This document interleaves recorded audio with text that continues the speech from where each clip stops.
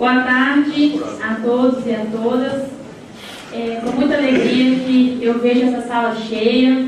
Já estamos chegando quase no final do nosso evento. Ainda teremos 2 brilhantes palestras, uma sobre reforma da Previdência, uma sobre direito de greve. E eu quero ver quantos guerreiros estarão aqui ao final.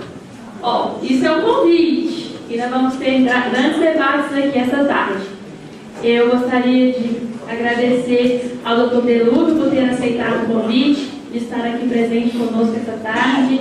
Gostaria de agradecer aos meus companheiros de mesa, o colega Edmilson do Sindicato Bahia, Bittencourt do Científico Amapá, o Vandeci, meu secretário. Cadê sua caneta e seu papel, Vandeci? O Vandeci, meu secretário lá do Paraná. O cerimonial falou Pará, mas é Paraná. O colega Luiz Carlos do Sindicato Tocantins e o Luiz José Paulo do Sindiferme Rio Grande do Norte. Eu passo a palavra para o cerimonial para ele ler o currículo do nosso palestrante, Dr. Delúbio. Dr. Delúbio Gomes, auditor fiscal da Receita Federal do Brasil, do MPS, e conselheiro titular e representante do governo no Conselho de Recursos da Previdência Social. É autor de diversos livros, entre eles Regime de Previdência Social dos Servidores Públicos do Brasil, Perspectivas São Paulo, primeira edição, MTR 2003, e Certificado de Regularidade Previdenciária, CRB, um avanço na consolidação da Previdência Social dos Servidores Públicos, em revista da Previdência Funcional Leão, Curitiba, editora Comunicação Total 2001. Senhoras e senhores, Dr. Delúbio Gomes.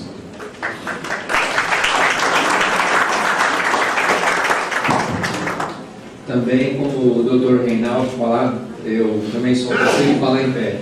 E vou perguntar se teria algum problema em falar ali na frente. Tem alguma? Tá. Bom, primeiramente quero agradecer mais uma vez a FENAFISO por dar essa oportunidade de discutir essa questão tão... Vou ficar desse lado, fica melhor, tá? Não fico mais. De discutir essa questão que é tão relevante para todos nós, lembrando, como só para complementar o meu currículo aí, Delúbio só tem em Goiás, tá, gente? Esse nome, eu sou goiano, de Goiânia mesmo, porque só tem aqui, né? No estado de Goiás. Depois do Soares, nunca mais é raro. Antes era Dilúvio, Danúbio, então melhorou muito. Com o Soares melhorou a... Não. Outra coisa eu sou auditor há já 29 anos, auditor da...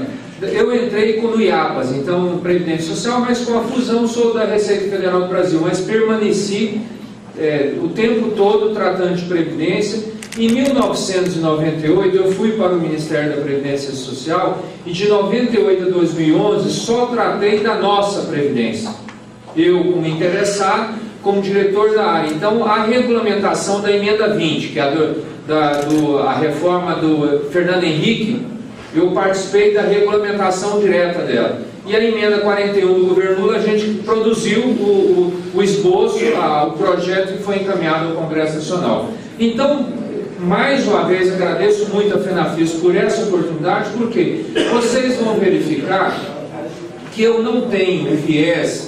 Eu tenho viés de formulador de política e de tentar discutir, não como representante, como sindicalizado, entendeu? Eu vou tentar mostrar para vocês aqui uma questão de que por que, aí sim, deixando bem claro, sou totalmente favorável da nossa Previdência Pública, da nossa Previdência. Mas em razão disso tenho que tentar mostrar para vocês quais são, do meu ponto de vista, algumas dificuldades que nós vamos ainda ter por aí, em razão dessa debate que está ocorrendo no nosso país. Pode passar aí a primeira, por favor. Bom, não, mais uma. Já. Bom, nós sabemos, tá bom, primeiro esse é um teste de renovação de carteira de habilitação. Já que não vão conseguir ler mesmo, o que está mostrando aí? Eu mostro que nós temos 2 sistemas, temos 4 sistemas, mas 2 são mais diretos com a gente. Um é o 201, regime geral, exerceu atividade remunerada, está vinculado ao INSS. E para nós, servidores públicos, nós temos 5.635 municípios. 2.000 só tem regime próprio. Então nós temos 3.600 municípios no Brasil que os servidores efetivos estão no INSS. A maior justificativa é não acreditar no prefeito ou na gestão municipal que vai tirar e vai tomar o dinheiro. A principal é essa. Segundo, os salários são muito baixos. Então, como são baixos, independe de ser regime próprio ou não, vai estar muito próximo do salário mínimo. Então, o que acontece é, inacreditavelmente, eu fico imaginando municípios que têm um salário, vamos imaginar assim, fiscal de renda, para dar o melhor exemplo parecido com o nosso, a nossa atividade. Ele pode ganhar R$5.000 no município, como está vinculado ao INSS, vai ganhar até 5.000 com o fator previdenciário. Então eu fico impressionado, e isso significa o quê? Ele, na hora de aposentar, se o salário dá 5, com o fator previdenciário vai ficar em 2.500, eles estão aposentando. Eu falo isso que é para nós todos aqui, se chegar para nós, o nosso salário é 20, vai aposentar com 10, isso era quase pular da ponte, não tem a menor possibilidade, existem servidores no Brasil vinculados a isso. E esse regime, lembrando, tá, eu vou falar porque esse tanto se fala de reforma, no regime geral não tem, na emenda 20, quando foi a reforma do governo Fernando Henrique, quando tentou estabelecer a idade para o regime geral, perdeu. Então, no regime geral não tem idade.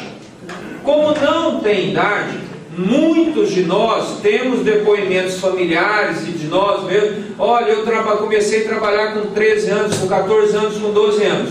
Em razão disso, depois de 30 anos as mulheres, elas querem se aposentar. Se começou com 14, com 44. Os homens com 40 e um pouco mais. Então, essa maneira de encarar faz com que no Brasil, como não tem limite de idade, é o maior debate da reforma. Precisa estabelecer limite de idade para o Brasil. Por quê? Porque aí é uma questão fundamental. Depois eu vou mostrar alguns números. É o seguinte, em razão da gente poder aposentar mais cedo, o que vai acontecer com o custo da Previdência? Esse é o debate que está se discutindo aí no âmbito do regime geral. No ano passado, em 2015, a presidenta conseguiu encaminhar um projeto, uma medida provisória que foi convertida em lei e que estabeleceu também para o INSS a fórmula 9585, que é de conhecimento nosso. Para nós, quem é servidor público, a melhor maneira hoje de se aposentar no setor público.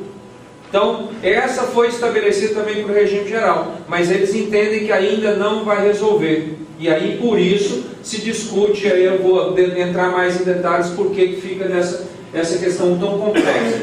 No outro é o nosso sistema, que é os regimes próprios da União, dos estados, das capitais e de mais 1.800 e 1.900 municípios. Nós temos regimes próprios. Qual é o grande diferencial? O grande diferencial é na hora que a gente vai se aposentar, com o nosso contra-cheque, a gente leva ele para a aposentadoria. Esse é o grande diferencial em relação ao regime geral. E mais, não estou falando de nós executivos, mas vamos ter coragem de dizer aqui para você, com todo esse processo que nós temos no portal Transparência, de transparência, existe ainda no setor público aposentadorias que, se me perguntarem se estão observando o teto do ministro Supremo, eu vou falar, o céu é o limite, que ainda existem caixas pretas, existem situações, falar, está aposentado com quanto? 45 mil que é direito adquirido, 48, então assim, isso ainda dificulta um pouco mais a visualização do nosso problema, de como resolver, porque nós, do Executivo, salvo melhor juízo, nós estamos sempre bem monitorados com relação aos tetos previstos na Constituição. Já os outros poderes têm uma flexibilidade maior. Pelo menos isso acontece na União. Não sei se acontece no estado de vocês. Tá? Então, essa percepção faz que a gente ainda vai ter mais um probleminha em relação ao nosso regime. E principalmente, gente, aí eu nem vou falar dos militares, porque assim, no militar federal, ainda existe como regra de transição, a filha do militar pode ainda ter pensão vitalícia. Regra de transição. Em dezembro de 2000, saiu uma medida provisória. Essa medida provisória vai ser daquelas da emenda 33, que nunca vão ser convertidas em lei. E um militar que estava em atividade em dezembro de 2000, se a filha dele estiver nascendo hoje, ela tem direito à pensão vitalícia ainda. Isso significa uma menina, um sexo feminino nascendo hoje, Niemeyer é piso, vai chegar a 104 anos. Então é um benefício que vai durar, uma retenção que vai durar muito, muito tempo. Obviamente alguém vai pagar. Alguém tem Tesouro Nacional. Não tem outra maneira. Quem vai, ou se tiver isso nos âmbitos dos estados, que ainda existem nos estados, situações como essa da filha, em situação de regra permanente. E isso vai gerar um custo alto pra caramba. E a Previdência Complementar, que não é o foco nosso aqui. O foco da Previdência Complementar é a única medida que entendem que o governo federal fez depois da reforma da Previdência da Emenda 41, foi aprovar em 2013 a questão do FUNPRESP. E aí, para nós, servidores federais, vocês sabem que desde 2014, quando a gente, 2013, desculpa, desde 2013, quando a gente passa no concurso público, independente do salário, acima de 5.189, está limitado ao teto do regime geral. Isso vale para todos os poderes. Quer dizer, se alguém passar num cargo como de auditor, que está na faixa de R$16.000, o regime próprio vai ser 5.189. O que exceder disso, regime complementar. Com alíquotas, no caso da União, de 8,5%. Só que esse 8,5% efetivo, aí como é o dobro, tem a contribuição patronal da União, daria 17%. Agora vai para o nosso cofrinho mesmo, só 10%. 7% é pensão, benefícios diferenciados e taxa de carregamento. Então, isso também faz com que a gente tenha alguma dificuldade de pensar como é no futuro. Não acho que é a melhor solução, mas é algo, e vocês sabem, vocês nos estados, que o secretário de Previdência Complementar, inclusive do Rio Grande do Norte, o Jaime Mariz, ele passou o Brasil todo aí incentivando demais os estados brasileiros a instituir a Previdência Complementar como solução para a Previdência Servidor Público. Vamos criar a complementar para resolver essa situação da Previdência.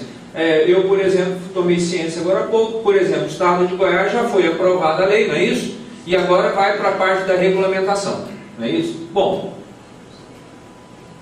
pode passar, essa aqui a gente vai agir direto no quadro.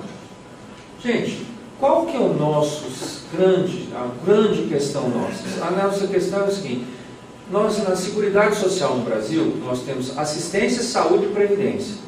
Assistência e saúde são não contributivas. Nós, em tese, nós todos aqui, se precisarmos ir numa UPA ou num posto de saúde, é simplesmente chegar lá e passar os dados e ser atendido. Se atende é outra questão, mas não existe a contrapartida contributiva. A única que existe é a nossa de previdência. Previdência é contributiva.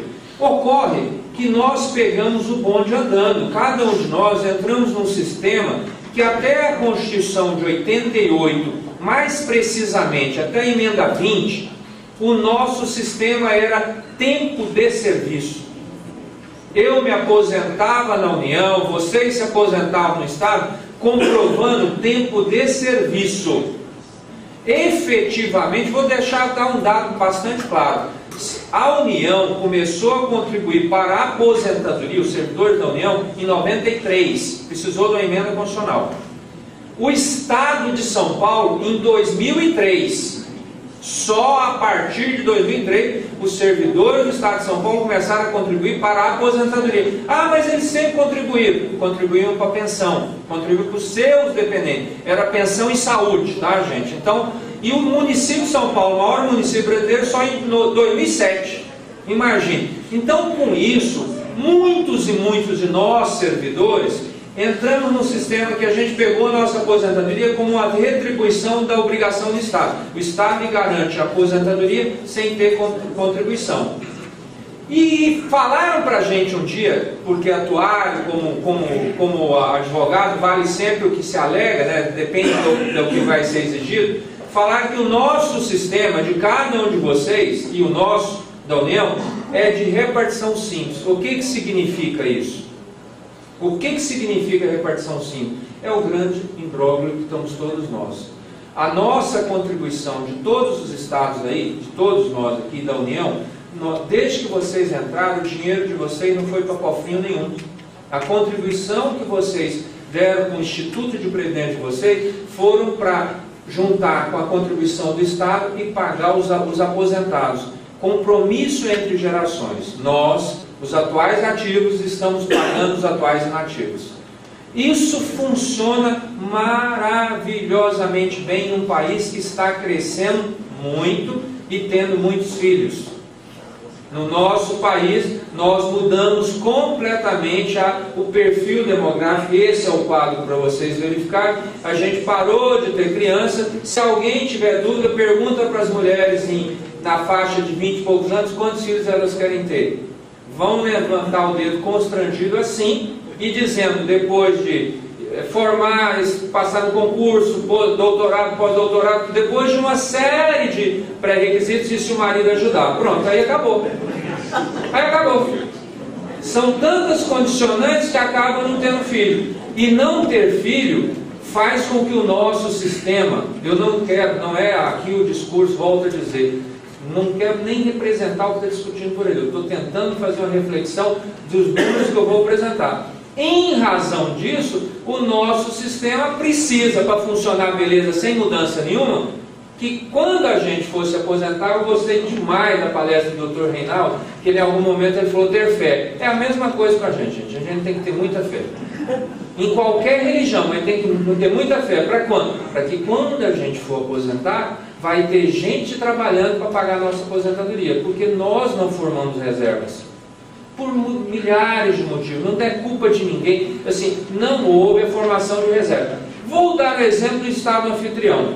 Várias vezes eles tentou, e a União incentivando. Aí eu vou fazer o meia-culpa da União. A União, onde eu era o diretor do departamento, desde de 98 a 2011, a gente ficava cobrando dos estados, das capitais e dos municípios, olha, vamos dar um jeito na situação, cria um fundo separado, faz um fundo previdenciário, um fundo financeiro, vamos começar a guardar dinheiro, pelo menos para os novos, e os estados fizeram isso.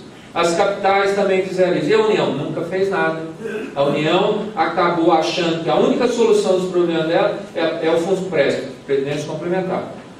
Aí os estados, vários estados, vamos começar em 98, quando começou essa história. Bahia, Rio de Janeiro, Paraná, começaram, eu acho que Goiás logo depois, começaram a fazer um fundo. Como que eles fazem esse fundo? Minas Gerais é um bom exemplo de comentário. Aí, o que é? Eles fazem o que é o tal da segregação.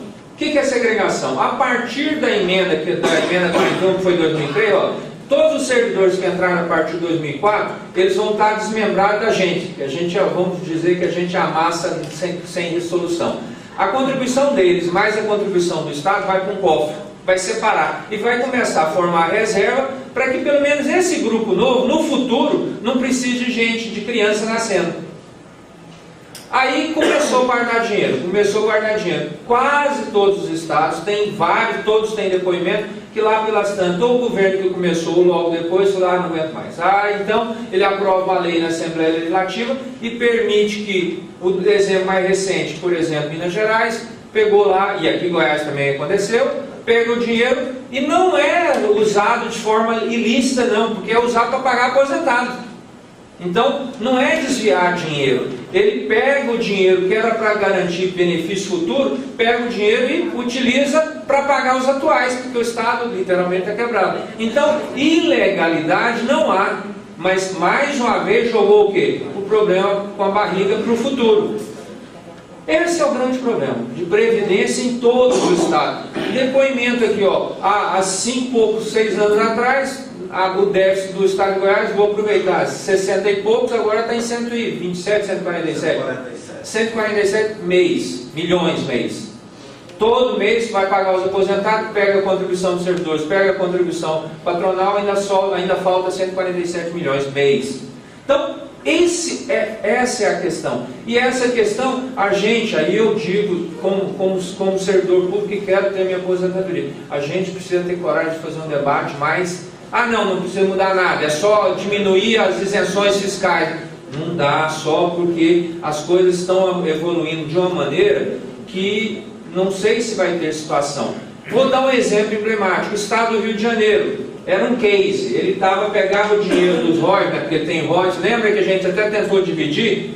Um ministro carioca, por acaso, deu uma liminar, nunca mais falou, vocês viram, lembra? Não teve a PEC aprovada, ele deu liminar, nunca mais ninguém, o Fux, não foi? Nunca mais falou de dividir o royalties, ficou com o Rio de Janeiro. Aí o Estado do Rio de Janeiro pegou os royalties, antecipou a receita, fez empréstimo, pegou 2013, 2014, fez a farra, agora, vocês estão vendo lá. Fux dele. Está sem dinheiro para pagar os aposentados, literalmente. E aí, por quê? Porque aquela antecipação de royalties, né, quem é mais antigo lembrar, para mim, eu sempre falei para ele, para o Gustavo Barbosa, o pessoal lá, era aro, gente, era antecipação de receita orçamentária, a mesma coisa que o governo anterior fazia para comprometer o governo que entrava. A mesma coisa. Então, estamos com esse problema, por favor. Bom, eu quero ainda mostrar para vocês só mais uma questão para vocês também entenderem que nós, os que estamos aí e que os que se aposentaram, de alguma maneira tiveram efeito na Constituição favoráveis. O que é isso aí? Vamos imaginar uma procuradora aqui no estado de Goiás, com 55 anos de idade e 30 de contribuição. Ela precisa ter os 30 anos no estado de Goiás? Alguém tem dúvida disso? Não, né? Ela pode o quê? Ela pode, até a emenda 20, trazer 28 anos do INSS, recolhendo um salário mínimo, podia, tá? Recolhendo um salário mínimo, passava num concurso para 16 mil reais, trabalhava 2 anos de 16, aposentava com quanto? 16 mil reais. Então, essa situação, com menos ou mais proporção, praticamente ocorreu em todas as situações. Eu passar num concurso, aí eu trago o meu tempo, e lembrando que nós estamos no estado de Goiás, plantador de tomate. E quantos ainda não trouxeram o tempo rural? Quando podia ainda, até 90, trouxe o tempo rural, não pagou nada e aposenta mais cedo. Aposenta com salário de auditor, salário meu, o seu, entendeu? Isso tudo vai ter um custo, porque eu passei a vida contribuindo para um salário mínimo. Isso era possível e ainda continua sendo possível nas nossas regras de transições. Por quê? Porque a gente ainda pode aposentar nós.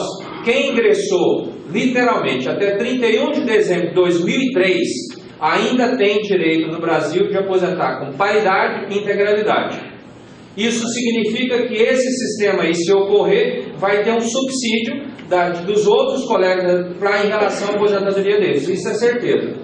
Assim, outro comentário importante. Essa apresentação aqui é totalmente franqueada ao FENAFISCO e repassar a qualquer um de vocês. É importantíssimo cada um mais ter o conhecimento dessa informação. Por favor, passe aí.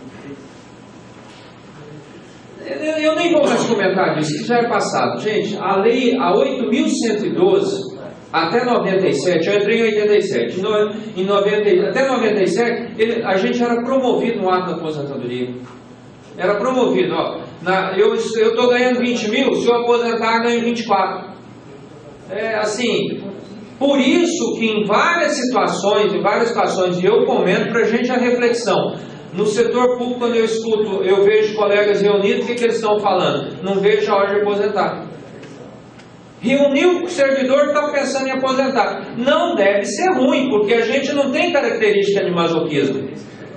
Deve ser bom. E um dos motivos eram as regras que a gente tinha no passado. Então, pode passar mais adiante. Em razão disso, gente, eu quero começar pelo Rio Grande do Sul para vocês entenderem. Olha, bom, aí eu passo para nós, ainda mais a gente que é do fisco. O Estado, entre maio de 2014 e abril de 2015, ele gastou de pessoal bruto 27 bilhões de reais, 27 bilhões e meio. Sabe quanto que é a receita corrente líquida? 29 bi. Vocês entenderam? A despesa bruta de pessoal foi 27 bilhões e meio. A receita corrente líquida foi 29 bi. E se você for detalhar os números ali, 11 bilhões e meio é com ativo e 15 bilhões e 800 é com inativo. Então, o Estado do Rio Grande do Sul já gasta 4 bi 300 a mais com inativos do que com pessoas trabalhando. Aí, qual que é a solução? Vamos pensar qual que é a solução. Contratar pessoas, servidores novos, para conseguir melhorar essa curva. Como que eu vou contratar pessoas se eu já estou no limite da lei de responsabilidade fiscal aqui, ó? Esse é o paradigma com menos ou mais cada um de vocês. Goiás, São Paulo, Rio de Janeiro, cada um de nós estamos... A união é um pouco melhor, por quê? E aí eu vou, claro, vou dizer, porque ela que faz títulos públicos, emite títulos públicos e cria as contribuições sociais. Óbvio, né? Ela vai criando. E acredite se quiser, eu vou dar o primeiro parâmetro. Não sei como que foi vocês, mas tem que sempre dar. De 2010 a 2015, ou seja, 5 anos, nós, servidores públicos federais, na minha carreira, por exemplo, auditor da Receita, tivemos 15,5% de aumento. Não é anual não, tá, gente? Em 5 anos foi 15,5% de aumento. E a inflação foi 33%. Então, a proposta do atual ministro da Fazenda de limitar o aumento da inflação, se ele desse para a gente, era uma maravilha. Não deu isso. E a proposta desse ano é 5,5%. E os aposentados do INSS, quanto que tiveram? 11,28%. A inflação do IPC do ano passado foi 11,28%. Então, eles tiveram... Então, uma maneira que vai acabar ocorrendo é a tal da... a paridade é boa? Depende. No governo federal está acontecendo um achatamento em razão dessa problemática. E quando eu perguntei, em vários estados não estavam ocorrendo isso. Mas aí eu vou fazer mais uma reflexão com você. 2015 foi menos 3,6%, não é isso? O crescimento, como que é? A recessão. 2016, tudo indica, está caminhando em passos largos, ser pior do que 2015, não é isso? Qualquer indicador, aí o que acontece? A nossa arrecadação, a minha e de vocês, ela com certeza está baixando. E a folha? Alguma folha aí baixou? Além de não baixar, existe ainda um movimento forte, que é normal, de pessoas que estão trabalhando, como quase não está tendo concurso, de pessoas que não estão trabalhando, vindo o quê? Para inatividade. Desculpe, pessoas que estão trabalhando, recebendo abono permanente, vêm para inatividade. Quer dizer, aumentando as situações que possam ficar igual ao Rio Grande do Sul. Aí vocês me perguntam, eu não tenho solução, estou te dizendo, essa não é criando um fato de direita ou esquerda, essa é uma situação que está ocorrendo, que a gente tem que trabalhar do lado de diminuir as isenções fiscais, de diminuir e melhorar a arrecadação, mas tem esse lado. E esse lado ocorreu por quê? Porque graças a Deus, e aí a provocação que eu sempre digo, eu sei que eu também tenho esse interesse, nós aumentamos muito a expectativa de vida, graças a Deus. As pessoas que se aposentaram com 50, com 40 e poucos anos de idade, ou 50 anos de idade, vão conseguir chegar tranquilamente aos 85. As mulheres, vocês sabem, eu não tive coragem até agora de provocar, né, Macarena? Mas está na hora de provocar. Já que a gente aqui está dividido, não, aqui é uma palestra, é um público raro, onde há mais homens do que mulheres, tá? É raro. Vou dizer para vocês uma coisa, para completar, não quero entrar em briga de gênero, pelo amor de Deus, mas as mulheres aposentam 5 anos mais cedo. Não é isso? E vivem em média 7 anos a mais. E toda vez que ela perde o companheiro, dá um upgrade. Vive um pouco mais.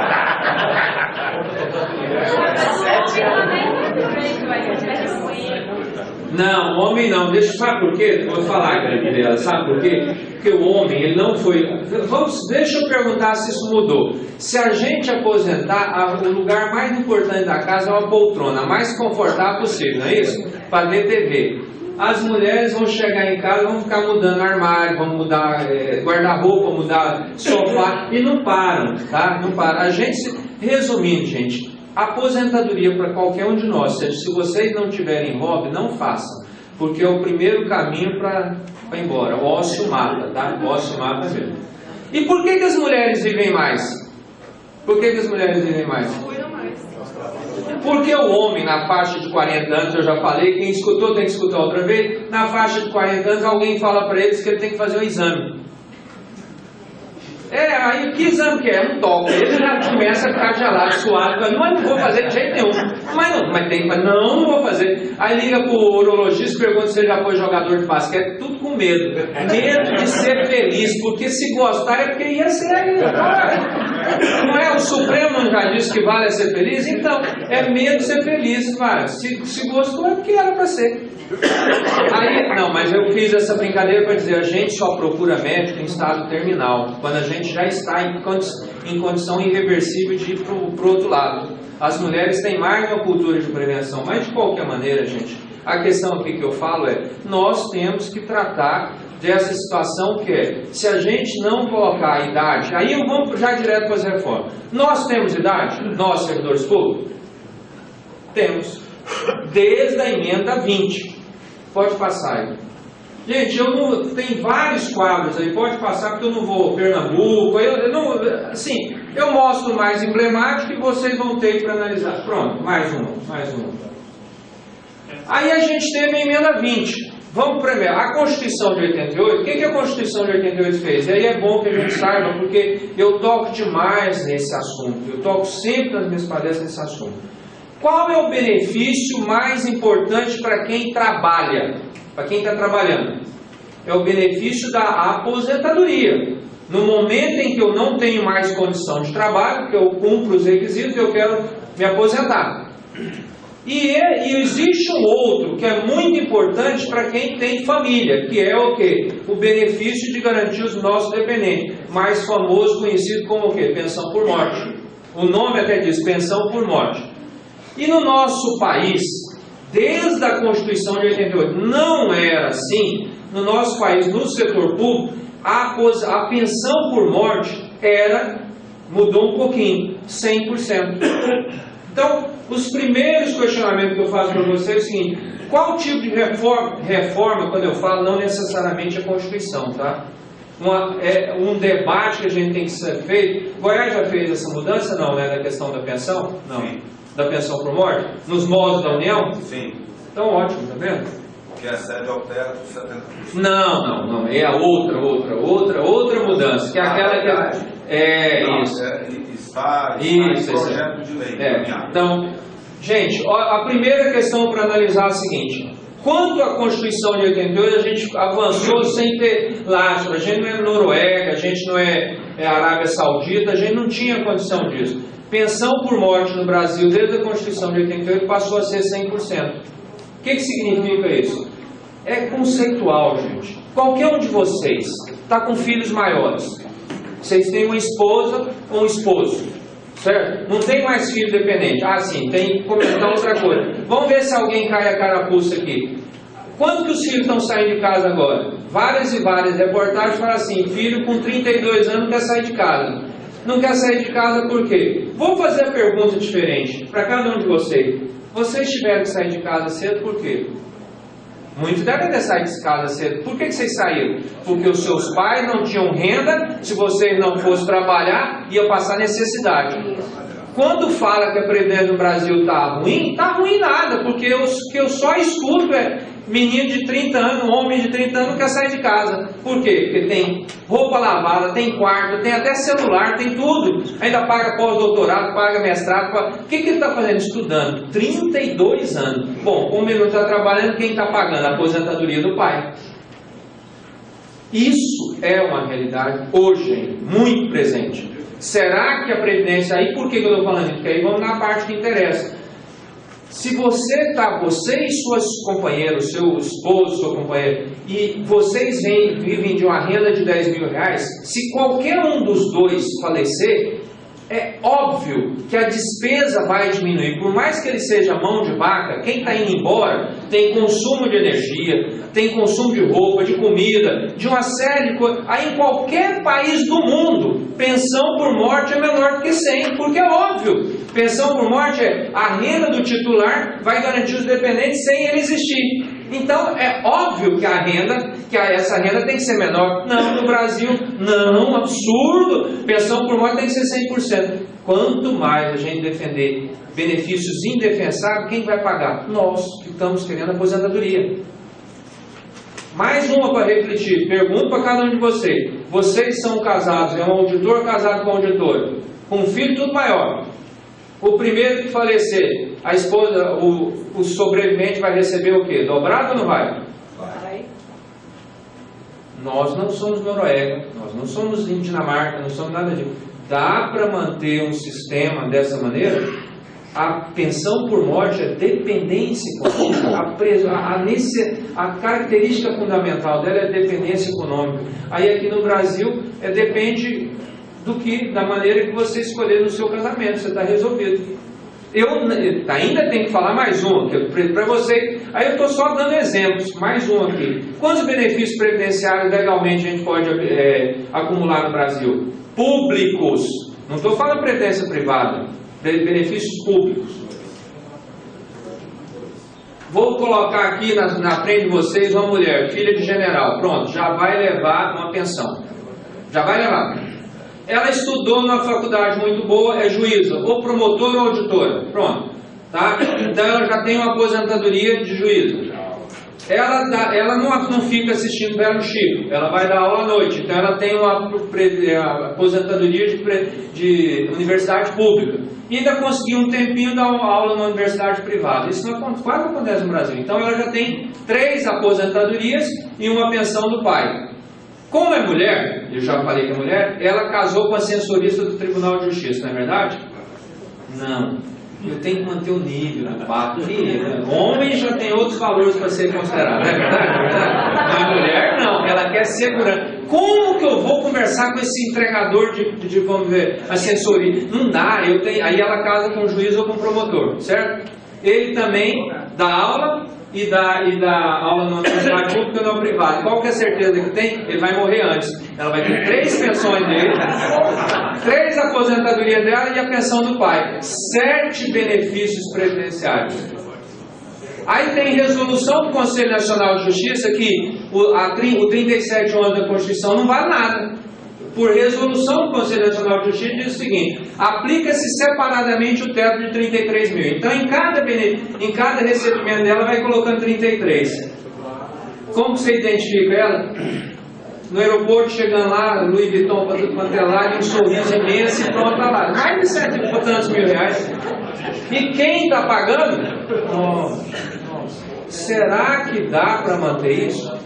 Dá? Não seria. Aí uma pergunta que eu faço para você. Eu mostrei aquele caso do Rio Grande do Sul, que é o mais crítico. Será que antes de discutir idade para nós, não seria talvez o caso de enxugar essas coisas que não são muito justificáveis? Será que não seria o caso de questionar que ter acúmulo de pensão não seria só se comprovar a dependência econômica, para a gente não ter que mexer primeiro na idade? Eu não estou falando sugestão, eu estou só tentando uma reflexão. Não vamos mexer com nada. Não, mexer com nada vai ficar um pouquinho mais complicado. Eu também sempre comento com vocês, pode passar, que quando eu perguntei, aí eu desviei um pouquinho, nós temos a idade agora, quando? Com a emenda 20.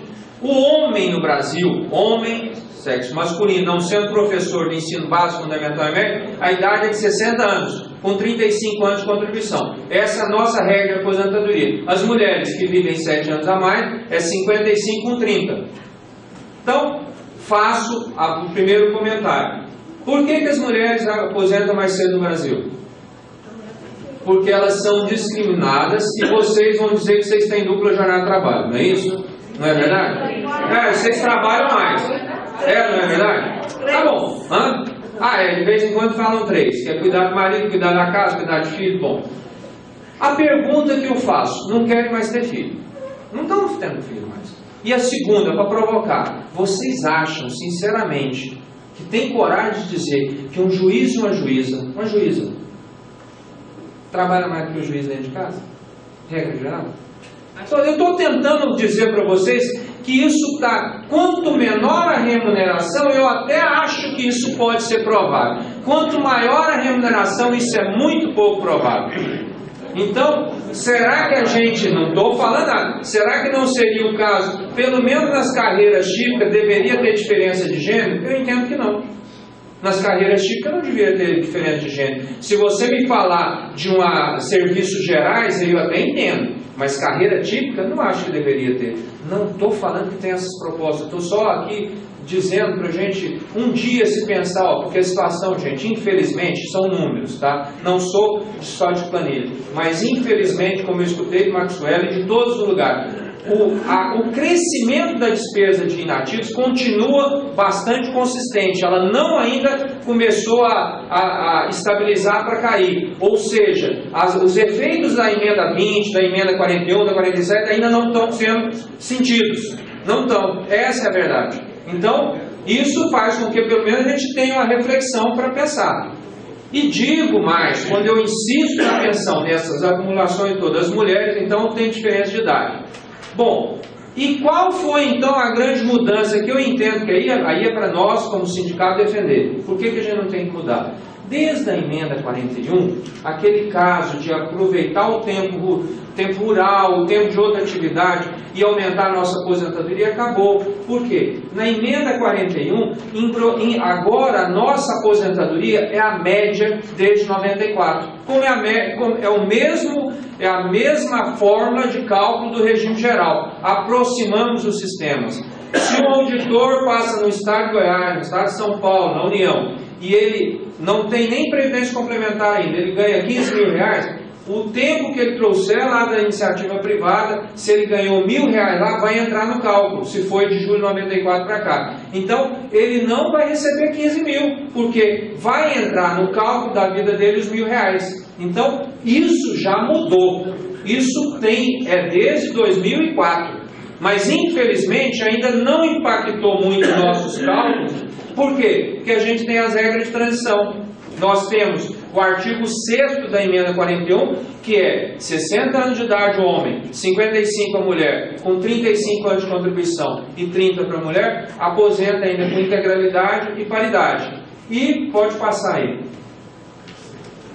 Mais uma. Agora que a gente tem. Aí. E esse aqui é o nosso sonho de consumo. Para quem ingressou até 16/12/98 e não está aposentado ainda, é o artigo 3º da emenda 47. É a fórmula 95 e 85 que também agora aplica o regime geral. Essa fórmula diz o seguinte: se eu estou com 60 anos de idade, tenho que ter 35 anos de contribuição. Se eu tiver 36 anos de contribuição, pode ser 59. Se eu tiver 37, pode ser 58. Então, para cada ano a mais do tempo de contribuição, eu posso diminuir uma idade. Essa é a regra que todos nós aí, então quem não aposentou ainda está almejando essa aqui, tá? E essa regra ainda é mais importante por um absurdo da nossa legislação. Como que eu consigo um benefício previdenciário no Brasil sem pagar um centavo? Nada. Público, benefício público. Hein, Carolina? Então, hoje vocês estão indo para o Sacaria. O Sacaria é um bar que tem um público mais, vamos dizer, não vou chamar elitizado, mas melhorado, certo? Aí vocês podem, vamos imaginar que alguém aqui viu essa palestra aqui e fala assim: eu vou investir daqui em diante em fitness, eu vou ficar, vamos dizer, como várias daquelas atrizes lá, eu quero ficar muito bem apresentável. Ela fica muito, ela ou ele, tá, gente? Porque lembra que agora o que vale é ser feliz. Aí ele chega, ou ela chega no bar lá, ou no restaurante e vê alguém tomando isso. Pronto, já direciona. Por quê? Porque ele está com acima de 50 anos, 60, na faixa de 60, e ela está com 20, ou ele. Aí já aborda lá. Aí chega lá e pergunta: onde você trabalha? O que você faz? Aí o cara fala: eu já vou por causa do tempo. Sou do judiciário ou do Ministério Público, triplo X, mas já marcou lá, né? Aí pergunta ainda: já é aposentado? Não, aí já está com beijo. Por quê? Porque se ele aposentar, então, não, aí vamos para. Ela dá um beijo, ele fácil com isso, já apaixonou, certo? Ou ele, né? Tanto faz. Aí o que acontece? Ela sabe que pelo decreto 3.048, artigo 22, parágrafo 3º, ela precisa de 3 documentos para comprovar a união estável. Conta bancária conjunta, vai ser a primeira coisa que ela vai conseguir. Fácil. Aí compra um carro no nome dela, já tem um segundo, já tem 2 documentos. Aí coloca ela, ele aluga um flat para ela, alguma coisa, e alguma conta dela chega lá, comprovando o mesmo endereço. Já tem os 3 documentos que a União está. 3 documentos que a União está. O que ela faz então agora? Dá gás na relação. Vai dar gás na relação. Porque ela dando gás na relação e ele não fez aqueles procedimentos básicos para ver se tem alguma coisa entupida, carótida, aquelas coisas, não tem? Aí ele vai e procura, bom, como ele acha, ela sabe que não dá conta e ele acha que dá, ele procura um farmacêutico, o que ele procura? Sorriso azul, tomou, ela deu gás, o que acontece? Um infarto, morre feliz pra caramba, e ela está deslumbrante de felicidade, porque a partir do momento, com os 3 documentos, ela vai no Impasgo, e vai Goiás Prévio, desculpa, Goiás Prévio, vai no Goiás Prévio, vai ser pensionista de um juiz estadual. 28 mil no mínimo, por aí, líquido. Vai morrer quanto? Está com 20. 104 em diante. Durante 84 anos, quem vai pagar a conta? Goiás Prévio, o Tesouro e a sociedade. E ela pagou o quê? Só a roupa que ela escolheu para ir para lá. Eu não estou falando da Índia, não estou falando da Bélgica, infelizmente. Estou falando do nosso país, numa situação que é real hoje. E aí, por que eu falo isso? Porque aí a gente passa. Pode passar aí.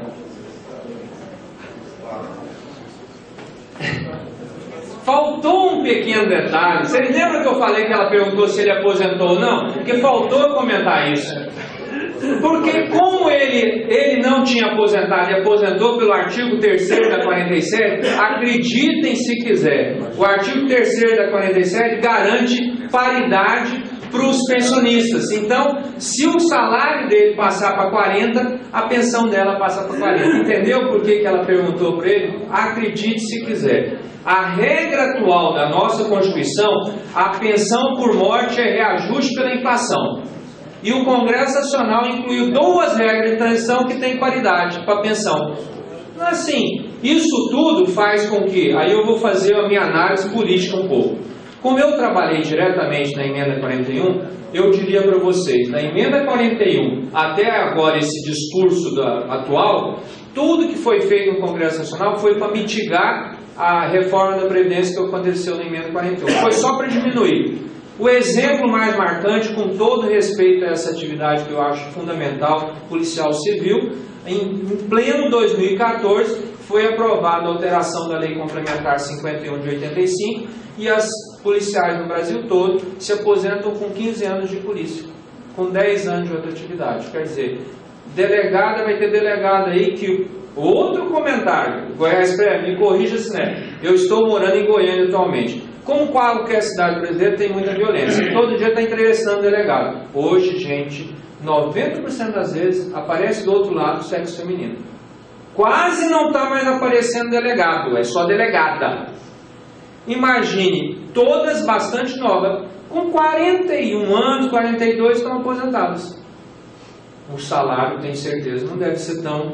Então imagine, não tem idade, não tem nada, é com 15 anos de polícia, mais 10 de outra coisa, vão se aposentar, e aí a interpretação do Ministério da Justiça é que ainda tem paridade e integralidade. Não sei aqui qual que é o entendimento, mas é o de lá. Então tudo isso fez com que as nossas contas só piorassem. A última para pensão por morte. O que a gente pode fazer? Ah, sim. Pode passar mais um aí que agora. Para completar, eu quero aproveitar o doutor, que estava aqui o doutor Reinaldo, comentando sobre processo civil, e eu sempre tive muita dificuldade, porque a gente é formulador, então essa questão só nuances de como entrar com a ação, ainda bem que ele falou várias vezes, olha, isso tudo eu estou falando, porque o que interessa é o quê? O julgamento do mérito. Eu não aguento, sabe, processo, porque para mim o que interessa, tem ou não tem direito? Ah, mas então vai. Aí vamos lá, olha o que a justiça entende. Vocês, algum aqui já foi casado alguma vez e separou? E separou e a ex abriu mão de pensão alimentícia? Abriu? Você sabe que se um dia você... Desculpa, não vou falar assim porque se nós somos amigos, se você virar presunto, passar, ela pode pedir 15 anos, 20 anos depois, ela tem uma outra vida, mas ela ficou sabendo que o ex dela, que já tem uma família, já tem outro, morreu. Aí ela, bom, agora eu preciso dele. E tem súmula do STJ dizendo que a qualquer tempo ela pode pedir o bereré. Que pai, a qualquer tempo. Tem lógica? A mulher que renunciou aos alimentos na separação judicial tem direito à pensão previdenciária do ex-marido, comprovada necessidade econômica superveniente. É só ela ficar na esborda. Pronto, então você gasta tudo e fala, agora eu preciso. Sim, tá. Entendeu? Essa é a questão. Para completar, ainda tem situações como essa, que inviabiliza qualquer programação que tem. Então, para finalizar, passa a próxima aí. Gente, mais uma, porque eu já vou direto para o que interessa aqui. Mais uma. Desde o ano passado, o governo federal fez uma mudança para a União e para o regime geral. Se a relação que eu acabei de comentar daquela moça tiver menos de 2 anos, ou 18 contribuições o titular do direito, ela só vai receber 4 meses. Vocês entenderam? Lembra daquela história que eu falei da mulher que foi no bar, encontrou, mostrei documentos? Se ela não tiver 2 anos de união estável ou casamento também, ela só vai receber 4 meses. Imagine 4 meses ou 104 anos. Imagine. Então, essa lei já vale para o regime geral e já vale para a União. Conforme você comentou, Goiás Breves já encaminhou o projeto. Eu acho que é uma coisa que nós, servidores, temos que incentivar a aprovação disso. Por quê? Porque cai entre nós, gente. O artigo 193 da Constituição Federal é claro. A ordem social tem como primado o trabalho. Uma pessoa de 20 anos, 25, 28 anos, que não tenha filho, desculpe, vá trabalhar, como vocês tiveram que trabalhar, como todos nós tivemos que trabalhar, e não em razão de um vínculo que provisório, que nem gerou um filho, vai receber pensão eterna. Entendeu? Eu acho isso. E ali ainda vai ter, se passar os 2 anos, aí vai ter prazo de validade. Se ela tiver menos de 21 anos, vai receber 3 anos. Se ela tiver entre 21 a 26, 6 anos, então assim, somente a partir dos 44 anos que teria pensão vitalícia. Pensem o quanto vocês podem, em cada lugar desse, ajudar, nem que seja um pouquinho, naqueles números que nós apresentamos, que infelizmente todos os entes da federação ainda estão com a questão da pensão, da despesa previdenciária subindo ainda de uma maneira bastante intensa. Como a gente pode refrear isso? Sem tirar... eu queria resumir para você o seguinte: o último que deve ser discutido é o direito nosso de aposentar depois de ter trabalhado muito. Todos os outros, quero deixar claro que essa mudança aqui, que foi feita na União e no regime geral, não atinge os filhos, gente. Filho não se discute. Até os 21 anos de idade, são sempre dependentes. A partir dos 21 anos de idade, como todo brasileiro tem que trabalhar. Aos 21, todos estão garantidos. Ele tem pai e mãe que trabalham, vai ter a pensão do mesmo jeito. O que a União já fez também não pode ter 2 pensões federais. Ela vai ter que escolher a mais vantajosa. Então, isso tudo é situações que vocês poderiam pensar num sentido. Com relação à reforma, eu acho que idade para a gente, muito difícil de colar. Não acho que tem ambiente político para mudar a nossa situação de idade. 60 com 55. Eu acredito que não. A não ser que piore muito. Nós tiver mais aí mais alguns anos de recessão. O que deve ser feito aí seria pensar alguma coisa nesse sentido de pensão. Tá certo? Bom, de qualquer maneira é isso que eu queria passar um pouco para vocês. Eu agradeço a atenção de vocês. Muito obrigado.